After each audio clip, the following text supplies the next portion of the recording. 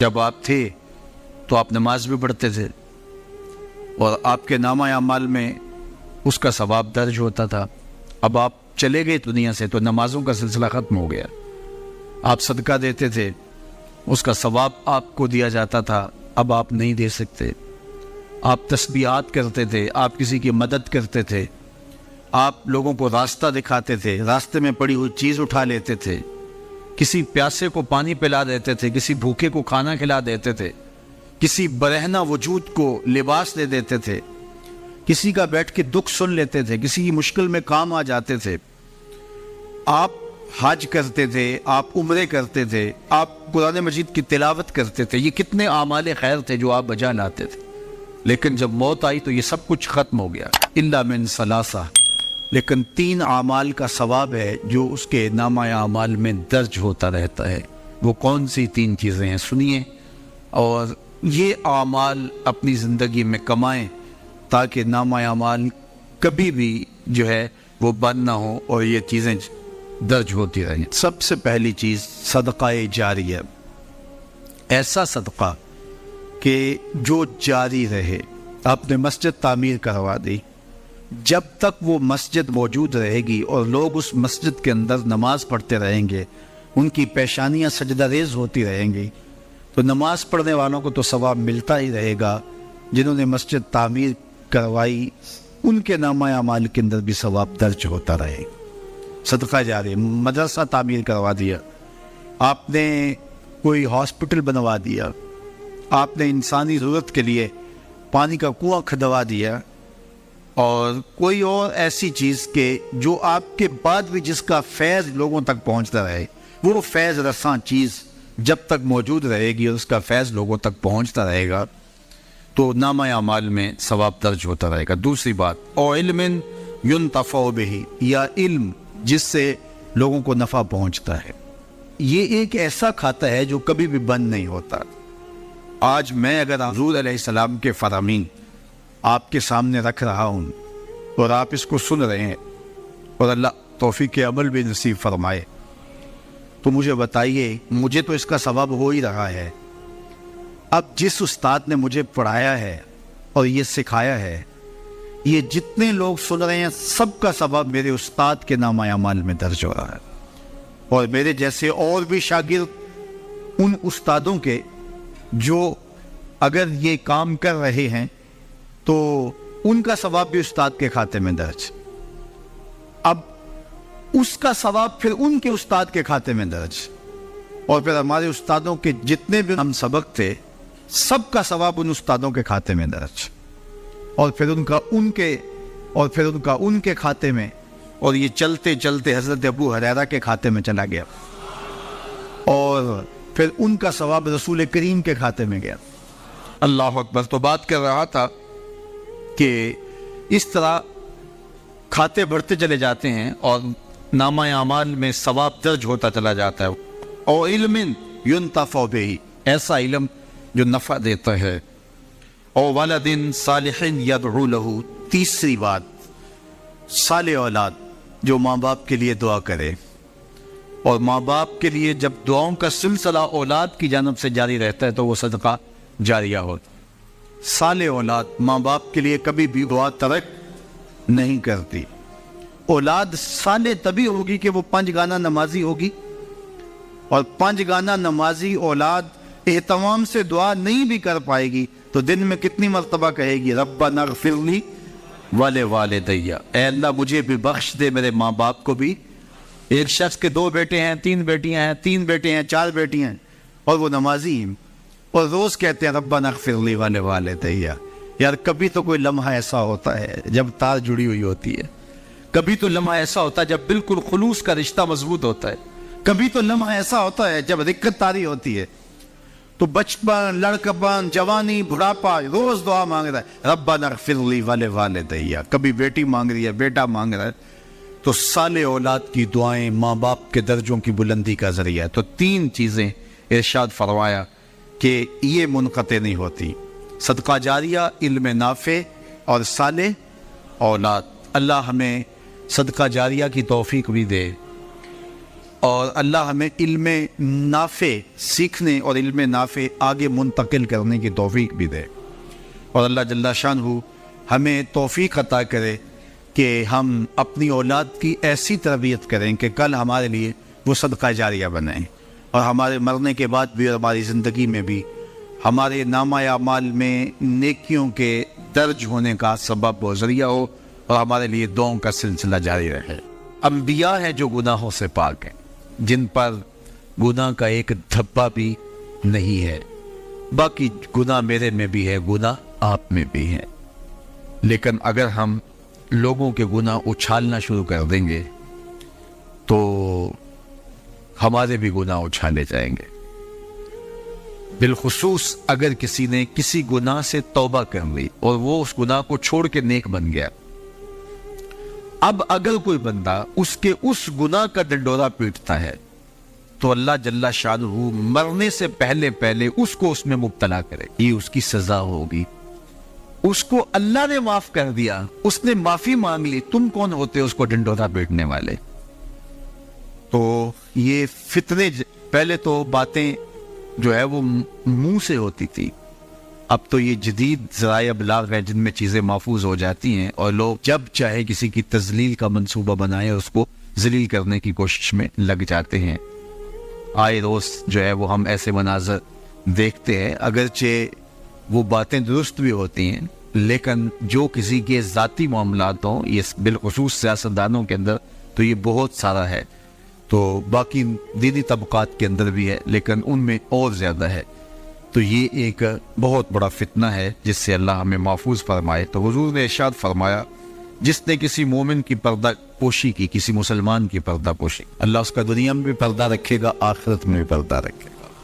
اور اللہ جل شانہ بندے کی مدد میں ہوتا ہے، بندہ جب تک اپنے بھائی کی مدد میں ہوتا ہے۔ جب تم اپنے بھائی کی مدد میں لگے ہوتے ہو، اللہ تمہاری مدد فرما رہا ہوتا ہے، تمہاری نصرت فرما رہا ہوتا ہے۔ اور جو کسی ایسے راستے پہ چلا جس راستے سے وہ علم حاصل کرنا چاہ رہا تھا، طلب علم کے لیے جس نے سفر کیا، اس کا مقصد تھا کوئی مجھے علم کی چیز ملے گی اور میں حاصل کروں گا۔ ایک تو وہ طلباء ہیں جو 8 سالہ 7 سالہ 5 سالہ 4 سالہ علوم دین حاصل کرنے کے لیے سفر کرتے ہیں، پھر مسافر رہتے ہیں، مسافرت کی زندگی گزارتے ہیں، سویر شام سفر کاٹتے ہیں، ایک تو وہ ہے۔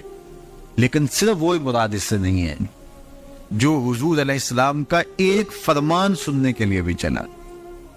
آپ بھی اگر گھر سے آئے ہیں اور آپ کی نیت یہ ہے کہ حضور کے فرامین سنوں گا، تو آپ علم کی طلب کے لیے گھر سے چلے ہیں، تو آپ بھی جو ہے وہ اس حدیث کے مصداق ہوں گے۔ ارشاد فرمایا، وَمَنْ سَلَكَ طَرِيقًا يَلْتَمِسُ فِيهِ عِلْمًا، جس نے سفر کیا طلب علم کے لیے، سَهَلَ اللَّهُ لَهُ بِهِ طَرِيقًا إِلَى الْجَنَّةِ، اللہ اس کے لیے جنت کا راستہ آسان فرما دے گا، اللہ اس کے لیے جنت کی راہیں آسان کر دی۔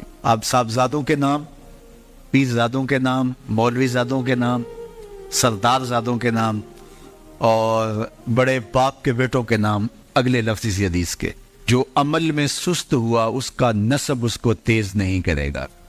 جو عمل میں سست ہوا تو وہ کہے کہ میں فلاں پیر کا بیٹا ہوں، میں فلاں مولوی کا بیٹا ہوں۔ دیکھو، جس نے عمل کیا، جس نے کام کیا، اس پر سکینہ بھی اترا، جس نے کام کیا اس پہ رحمات بھی اتری، جس نے کام کیا اس کے اوپر فرشتوں نے پروں سے سایہ بھی کیا، اور جس نے کام نہیں کیا، نہ کھٹو تھا لیکن کہا پدرم سلطان بود، میرا باپ بادشاہ تھا اور خود کسی کام کاج کا نہیں ہے، تو کہا جو عمل کے لحاظ سے سست ہے اس کا نسب اس کو تیز نہیں کر سکتا۔ پیر زیادہ ہے ثاقب تو پھر کیا ہوا، پیر زیادہ ہے ثاقب تو پھر کیا ہوا، بے عمل ہے تو سب کچھ ہی بیکار ہے۔ پھر نسبت آپ کی تو آپ کو جو ہے وہ وہاں تک نہیں پہنچا سکتی، لیکن اگر تم عمل بھی کرنے والے ہو، پھر نسبت بھی ہو کسی بڑے سے، پھر سونے پہ سہاگے کا کام ہے۔ دودھ اندر جے کھنڈ لائیے مزہ ہو جاوے دمان، پھر سونے پہ سہاگا ہے۔ کب؟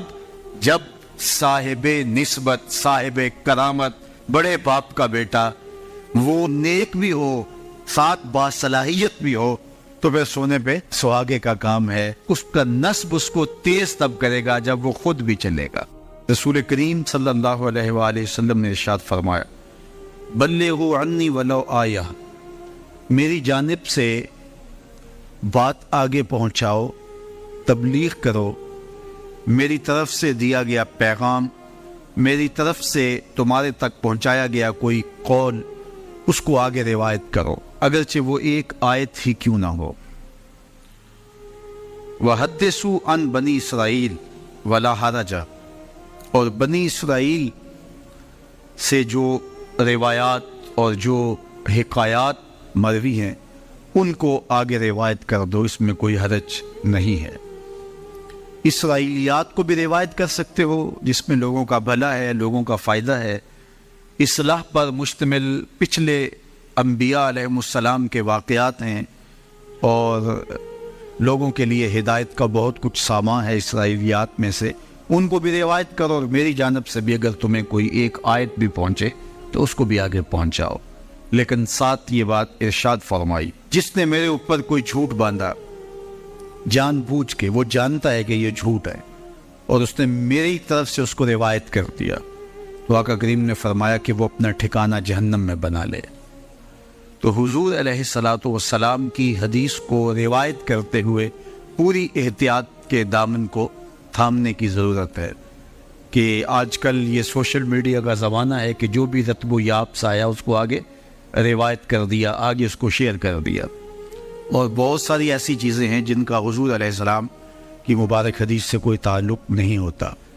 تو ایک تو آپ اس حوالے سے بہت زیادہ محتاط رہیں، اور جو ذمہ دار لوگ ہیں ان کی طرف سے آئی ہوئی چیز کوئی آگے آپ فارورڈ کر سکتے ہیں تاکہ آپ اس حدیث کی وعید کا شکار نہ ہوں۔ فرمایا جو میری جانب سے جانتے بوجھتے جھوٹ کو آگے منتقل کر دیتا ہے، میرے اوپر جھوٹ باندھتا ہے، تو وہ اپنا ٹھکانہ جہنم میں بنا لے۔ اور دوسری روایت، جس شخص کی بلائی کا اللہ ارادہ کرتا ہے اس کو دین کی سمجھ عطا کر دیتا ہے، دین کا فہم نصیب کر دیتا ہے۔ وَإِنَّمَا أَنَا قَاسِمٌ وَاللَّهُ يُعْطِي، اور فرمایا میرا اللہ عطا کرنے والا ہے اور میں بانٹنے والا ہوں۔ رسول کریم صلی اللہ علیہ وسلم کا ایک اور فرمان سن لیجئے، آقا کریم نے ارشاد فرمایا لا حسد الا فی اثنتین، حسد نہیں ہے، یہاں حسد بمعنی رشک ہے، مگر دو لوگوں کے معاملے میں رشک کرنا جائز ہے۔ وہ شخص جس کو اللہ نے مال دیا، اس مال کو وہ راہ حق میں خرچ کرتا ہے، تو ایسے مالدار پر رشک کرنا جائز ہے۔ کاش کہ میں بھی صاحب مال ہوتا تو میں اس سے زیادہ خوبصورت مسجد تعمیر کرواتا، میں صاحب مال ہوتا تو میں اس طرح کے 10 مرکز تعمیر کروا دیتا۔ تو رشک کیا جا سکتا ہے، تو یہاں حسد بمعنی رشک ہے۔ تو فرمایا کہ حسد جائز نہیں ہے، لیکن دو اشخاص پر، ایک وہ جس کو اللہ نے مال دیا اور اس کو وہ مخلوق خدا کی بہتری کے لیے خرچ کرتا ہے، وَرَجُلٌ آتَاهُ اللَّهُ حِکْمَةً، اور وہ شخص جس کو اللہ تعالیٰ نے حکمت دی، دانائی عطا کی، علم دیا، فقاہت کے نور سے مالا مال کیا، اور وہ اس دی گئی حکمت سے، اس دانائی کے ساتھ فیصلے کرتا ہے اور اس کو لوگوں تک پہنچاتا ہے، اس کو سکھاتا ہے، تو اس پر رشک کیا جا سکتا ہے کہ آج یہ مسند انصاف پہ بیٹھ کے فیصلے کرتا ہے، مسند تدریس پہ بیٹھ کے لوگوں کو دین سکھاتا ہے، منبر و محراب میں اللہ کے دین کے پیغام کو اوروں تک پہنچاتا ہے، تو یہ دل میں آرزو پیدا ہو، یہ دل میں تمنا پیدا ہو، کاش کہ اس مسند پہ میں بھی بیٹھوں اور میں بھی اللہ کے دین کو لوگوں تک پہنچا سکوں۔ تو یہ آرزو اگر سینے میں پیدا ہو اور کسی شخص سے رشک پیدا ہو تو یہ رشک محمود ہے، نامحمود نہیں ہے۔ تو یہ علم کے لیے ترغیب ہے کہ اللہ جل شانہ سے ایسی دعا مانگنی، ایسی آرزو پالنا اور ایسی توقع رکھنی درست اور جائز ہے۔ حضور علیہ السلام نے ارشاد فرمایا جس نے کسی شخص کی مصیبت کو دور کیا، کسی مومن کی تکلیف کو دور کیا، وہ تکلیف کسی بھی قبیل سے ہو سکتی ہے، وہ بیماری تھی اس کے علاج میں مدد کی، اس نے کہیں جانا تھا سواری پہ بٹھا کے لے گیا، وہ بھوکا تھا اس کو کھانا کھلا دیا، اس کی جوان بچی تھی اور گھر کی دہلیز پہ بوڑھی ہو رہی تھی، اس نے شادی میں مدد دے دی. اس کی کوئی بھی تکلیف، کوئی بھی مصیبت جس میں وہ پھنسا تھا، اس سے اسے نکالا. اللہ تعالیٰ اس کے لیے دنیا اور آخرت میں آسانیاں پیدا کرتا ہے. اگر آپ یہ چاہیں کہ میری زندگی سہل گزرے تو لوگوں کی زندگیوں کو سوکھا کر دو. بعض اوقات ہمارے رویوں سے لوگ اوکھے ہوتے ہیں. ایک بندہ مجھے کہنے لگا کہ بڑی پریشانیاں ہیں، تو میں نے کہا اللہ کی مخلوق کے لیے آسانیاں پیدا کرو. تو اس نے کہا میں تو کسی کو کوئی تکلیف نہیں دیتا. میں نے کہا کہ آپ کے گھر کے سامنے گلی کتنی چوڑی ہے؟ تو وہ کہنے لگا 12 فٹ کی گلی ہے. تو میں نے کہا کہ آپ نے جو تھڑا بنایا ہے وہ کتنا آپ نے بنایا؟ کہتا 3 سیڑھیاں ہیں. تو میں نے کہا کہ یہ اللہ کی مخلوق کو تکلیف نہیں ہے؟ 12 فٹ کی گلی ہے، لوگوں کی بیچاروں کی کبھی گاڑیاں بھی گزرتی ہیں، جنازے بھی گزرتے ہیں، اور تم نے 3 سیڑھیاں اس گلی کے اندر رکھی ہوئی ہیں اور تم سمجھتے ہو کہ میں کسی کو تکلیف نہیں دے رہا. تم لمحہ لمحہ اللہ کی مخلوق کو تکلیف دیتے. لمحہ لمحہ میں گزرا ایک گلی سے تو اچانک لائٹ چلی گئی تو میرا گھٹنا زور سے ٹکرایا تو زخمی ہوا. کتنے دن زخمی نہیں، پرانی بات ہے. تو وہ کسی نے اپنے گھر کے سامنے 3 فٹ اونچا گٹر بنایا ہوا، 8-10 فٹ گلی ہے اور 2 فٹ کا گٹر اونچا بنایا ہے، اور گلی سے ہم جا رہے ہیں تو گھٹنا لگا اور زخمی ہوا. پتہ نہیں کتنوں کے زخمی ہوئے ہوں گے، کئی بیمار گرے ہوں گے، لیکن اس نے اس کو ہٹایا نہیں ہے، اس لیے کہ وہ سمجھتا ہے کہ گلی پر اتنا تو میرا حق ہے کہ میں اتنی پہ قبضہ کر لوں. تو وہ اللہ کی مخلوق کو تکلیف دے رہا ہے، اللہ کی مخلوق کو اذیت پہنچا رہا ہے. اپنی موٹر اس نے باہر لگائی ہے، 10 مرلے کا مکان ہے، سب کچھ اس کے مکان کے اندر موجود ہے. اس نے ایک جگہ واش روم بھی اس نے بڑا چوڑا لمبا بنایا ہوا ہے، لیکن 3 سیڑھیوں کے لیے اندر جگہ نہیں ہے، 3 سیڑھیوں کے لیے باہر اللہ کی مخلوق کو تکلیف دے رہا ہے. تو اللہ کی مخلوق کو جس قبیل سے بھی آپ تکلیف دو، آپ اگر اونچی آواز کرتے ہو جس سے ہمسایہ تنگ آتا ہے، تو یہ بھی اللہ کی مخلوق کو تکلیف دینے کے وقت. ہمارے دین نے تو ہمیں کس قدر آسانیاں سکھائی ہیں، کس قدر سہولتیں ہمارے دین نے ہمیں دی ہیں، اور لوگوں کی جان سوکھی رہے، لوگوں کو تکلیف میں مبتلا نہ ہونے دے، لوگوں کو اذیت میں مبتلا نہ ہونے دے. میں تو یہ بھی دیکھتا ہوں کہ لوگ 12 فٹ کی گلی ہے اور اس کے اندر دکان ہے، تو سامنے اس طرف کا جو ہے وہ موٹر سائیکل کھڑا کر کے تو اندر سے جو ہے وہ کوئی چیز خرید رہے ہوتے ہیں. تو باہر سے کوئی بیچارہ آ کے ہارن دے رہا ہو، کھلو جا، کوئی نہیں نکالی پہ. یعنی یہ بدتمیزی کی انتہا ہے، اور یہ ہمارے معاشرے کا المیہ ہے. لوگوں کے لیے اذیتیں پیدا کرنا، لوگوں کے لیے تکلیف پیدا کرنا، جبکہ ہمارے دین کی تعلیمات یہ ہے کہ دوسروں کے لیے آسانیاں پیدا کرو، دوسروں کے لیے جو ہے وہ خیر پیدا کرو تو تمہارے لیے خیر پیدا ہو. تو اس لیے فرمایا گیا کہ جس نے کسی شخص کے لیے آسانی پیدا کی تو اس کے لیے بھی آسانی پیدا ہوگی، لیکن صرف دنیا پہ نہیں ہوگی بلکہ اس کے لیے اس کے بدلے میں آخرت میں بھی آسانی پیدا ہوگی. تو یہ اگر ہم مزاج زندگی بنا لیں تو وقت نہیں لگتا کوئی اس پہ، تو اللہ تعالیٰ جل شانہ آسانیاں پیدا کر دیتا ہے. ویسے بھی آپ کسی کی دل جوئی کریں، کسی شخص کی مدد کریں، کسی کے لیے آسانی پیدا کریں محض اللہ کی رضا کے لیے، آپ کے اندر جو طمانینت اترے گی، جو ٹھنڈ پڑے گی، اس کا کوئی جواب ہی نہیں ہے. تو لوگوں کے لیے آسانیاں پیدا کریں، لوگوں کے لیے راحتوں کا ساما بنے، تمہارا وجود لوگوں کے لیے خیر کا ذریعہ بنے. حضرت شیخ احمد مجدد الفسانی علیہ رحمہ فرماتے ہیں، جو شخص اپنے اوپر 10 چیزوں کو لازم کر لیتا ہے تو لازمی نتیجہ یہ ہوتا ہے کہ وہ متقی بن جاتا ہے. سب سے پہلی بات آپ فرماتے ہیں زبان کو غیبت سے بچائے. اتقاء کے حصول کے لیے زبان کو پاک کرنا ضروری ہے. انسان کے زیادہ تر گناہ اس کی زبان کی وجہ سے ہیں، اور غیبت یہ بدترین عمل ہے، اور اس کو بدکاری سے بھی برا قرار دیا گیا ہے. الغیبت اشد من الزنا. تو اپنی زبان کو غیبت سے بچائے. دوسری بات ارشاد فرمائی کہ بدزنی سے بچے، کسی سے خواہ مخواہ بدگمان ہو جانا اور اپنے دل کو کسی کے لیے میلا کر لینا اور اس کی بدگمانی دل میں پالنا، یہ تقوی کے منافی ہے۔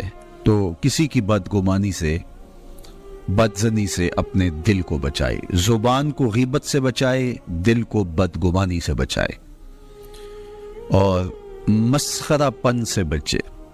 طبیعت کی خوش مزاجی یہ معنی نہیں ہے، لیکن مسخرہ پن اور چیز ہے، اس سے روک دیا گیا۔ چوتھی چیز حضرت شیخ احمد فرماتے ہیں کہ اپنی آنکھ کو حرام سے بچائے۔ اپنی آنکھ کی حفاظت کرنے سے تقوی حاصل ہوتا ہے۔ جب آنکھ خراب ہوتی ہے تو دل خراب ہوتا ہے، جب دل خراب ہوتا ہے تو پھر پورا بدن خراب ہو جاتا ہے۔ پانچویں چیز ارشاد فرمائی، ہمیشہ سچ بولے۔ جھوٹا شخص کبھی متقی نہیں ہو سکتا۔ مومن سچا ہوتا ہے، مومن جھوٹا نہیں ہوتا، اور تقوی کے اصول کے لیے سچ شرط ہے۔ چھٹی چیز ارشاد فرمائی، ہر حال میں اللہ کا احسان مانے۔ جب کوئی بھی انسان پر بہتری آئے تو اس وقت یہ کہے کہ یہ میرے رب کا احسان ہے کہ مجھے یہ حاصل ہوا ہے۔ بہت سارے لوگ اپنی محنت کا نتیجہ قرار دیتے ہیں کہ یہ میں نے کیا تو اس کے نتیجے میں یہ ملا۔ اس کی کرم نوازی ہے کہ اس نے ایسا کر دیا۔ صحت میرا کمال نہیں، یہ اللہ کی عطا ہے۔ علم میرا کمال نہیں، یہ اللہ کی عطا ہے۔ لہجوں کی خوبصورتی یہ اس کی عطا سے ممکن ہے۔ اس نے آنکھوں میں روشنائی رکھی، اس نے توفیق عمل نصیب فرما دی۔ تو مت سمجھے کہ یہ کوئی میرا کمال ہے۔ اللہ کا احسان مانے گا تو غرور پیدا نہیں ہوگا، تکبر پیدا نہیں ہوگا۔ تو ہر حال میں اللہ کا احسان مانے، جو بھی خیر اس کو ملے وہ کہے یہ میرے رب کی طرف سے ہے، اور اگر اس کا کرم نہ ہوتا تو یہ عمل مجھے نصیب نہ ہوتا۔ ساتویں چیز، اپنا مال راہ حق میں خرچ کرے، ناحق راستے پر ایک درہم بھی خرچ نہ کرے۔ کمایا ہوا مال راہ حق میں خرچ کرنے سے اتقاء کی دولت نصیب ہوتی ہے۔ اللہ قیامت کے دن بندے کے قدم اپنے حضور سے ہٹنے نہیں دے گا جب تک اس سے 3 سوال نہیں کر لے گا۔ ان میں سے ایک سوال یہ ہوگا کہ مال کمایا کہاں سے، مال خرچ کہاں کیا۔ اس لیے یہ اپنی طبع کے اندر لازم کر لے کہ کبھی بھی اس کا مال کسی ناجائز اور فضول کام میں خرچ نہ ہو، راہ حق میں اس کا مال لگے۔ آٹھویں چیز، نفس کے لیے کبھی بڑائی بلندی نہ چاہے، اس سے طبیعت میں سرکشی آئے گی، اور تقوی کے راستے میں یہ عمل مانے، اور نمازوں کی حفاظت کرے۔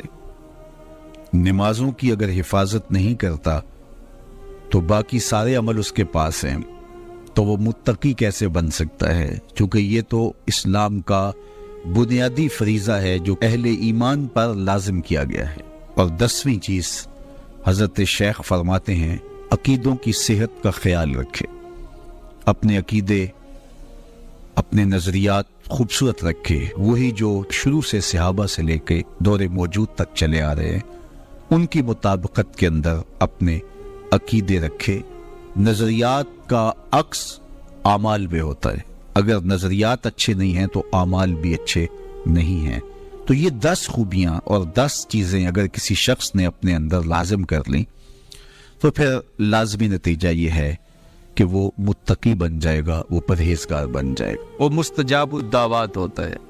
اس لیے جب کوئی حج کے لیے جا رہا ہو تو مستحب یہ ہے کہ جانے والا لوگوں کو مل کے جائے، رشتہ داروں کو، دوستوں کو، اگر اس کے پاس وقت ہے، فرصت ہے، حالات ایسے ہیں تو وہ جائے اور جا کے جتنے لوگوں کو ملا جا سکتا ہے، اگر کسی سے زیادتی کی ہے تو معافی تلافی کروا لے، ان کو مل کے جائے، اور جب وہ واپس آئے تو لوگ اسے ملنے آئے، اس لیے کہ یہ اعزاز ہے کہ اب اس کی آنکھیں دیکھیں جس آنکھوں نے کعبۃ اللہ کی زیارت کی ہے، اس کی آنکھوں کو دیکھیں جن کی آنکھوں نے جمال گنبد خضرا دیکھا ہے۔